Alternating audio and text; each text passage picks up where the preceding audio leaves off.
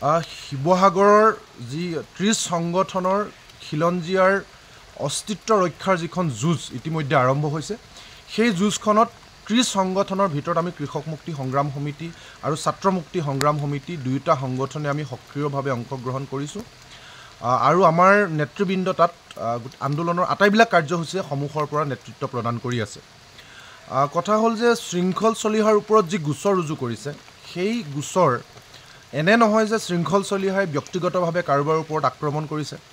শৃংখল চলিহাই কিবা ভুল কৰিছে ব্যক্তিগত জীৱনত তাৰ কাৰণে তেওঁৰ ওপৰত গোচৰ ৰুজু কৰা হৈছে এনেকুৱা কথা কেতিয়াও নহয় শৃংখল চলিহাৰ লগতে যি ৩০টাকৈ সংগঠনে এই অসমীয়া থলুৱা খিলঞ্জীয়া মানুহৰ দীৰ্ঘদিনৰ পৰা পঞ্জীভূত যি খং ক্ষোভ নিজৰ মাতৃভূমিতে লাঞ্ছিত বঞ্চিত হোৱা নিজৰ মাতৃভূমিতে কোনোবাই ৰঙা চকু দেখুওৱা নিজৰ মাতৃভূমিতে আজি যুগ যুগ ধৰি আমাৰ অস্তিত্ব ৰক্ষা আমাৰ ভূমি অধিকাৰ আমাৰ ভাষা ৰক্ষা আমাৰ সম্পদ ৰক্ষা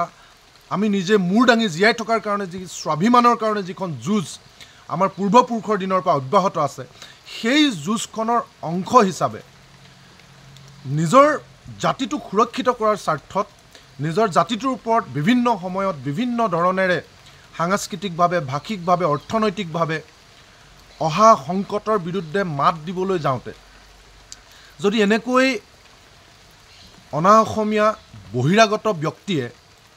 এগৰাকী থলুৱা লোকৰ ওপৰত গোচৰ ৰুজু কৰে সেই কথাটো কোনো কাৰণত কোনো বিবেকবান অসমীয়া লোকে কোনো স্বাভিমানী মানুহে কেতিয়াও সহ্য কৰিব নোৱাৰে মানি ল'ব নোৱাৰে গতিকে আমি কৃষক মুক্তি সংগ্ৰাম সমিতি ছাত্ৰ মুক্তি সংগ্ৰাম সমিতি নাৰী মুক্তি সংগ্ৰাম সমিতি আৰু চাহ শ্ৰমিক মুক্তি সংগ্ৰাম সমিতিয়ে এই গোচৰ তাৎক্ষণিকভাৱে উঠাই ল'বৰ কাৰণে আমি দাবী জনাইছোঁ আমাৰ কথা হ'ল যে এই ঘটনাবিলাক কিয় সংঘটিত হ'বলৈ পালে আজি জিমি দাসৰ ওপৰত আক্ৰমণ এয়া এটা উদাহৰণ মাথো যেতিয়াৰ পৰা বিজেপি চৰকাৰ অসমৰ শাসনত আহিছে বা কেন্দ্ৰত বিজেপি চৰকাৰ হোৱাৰ পাছৰে পৰা অসমতো যেতিয়া ইয়াৰ প্ৰভাৱ পৰিছে তেতিয়াৰ পৰা আমি দেখিছোঁ যে বহিৰাগত পুঁজিপতি বণিক গোষ্ঠীটোৱে তেওঁলোকে নিজকে বছ মানসিকতাৰ এটা তেওঁলোকে পৰিচয় দিবলৈ ধৰিছে তেওঁলোকৰ বডি লেংগুৱেজ তেওঁলোকৰ থলুৱা মানুহৰ প্ৰতি ব্যৱহাৰ তেওঁলোকৰ চিন্তাধাৰা তেওঁলোকৰ যিটো বছ মানসিকতা সেই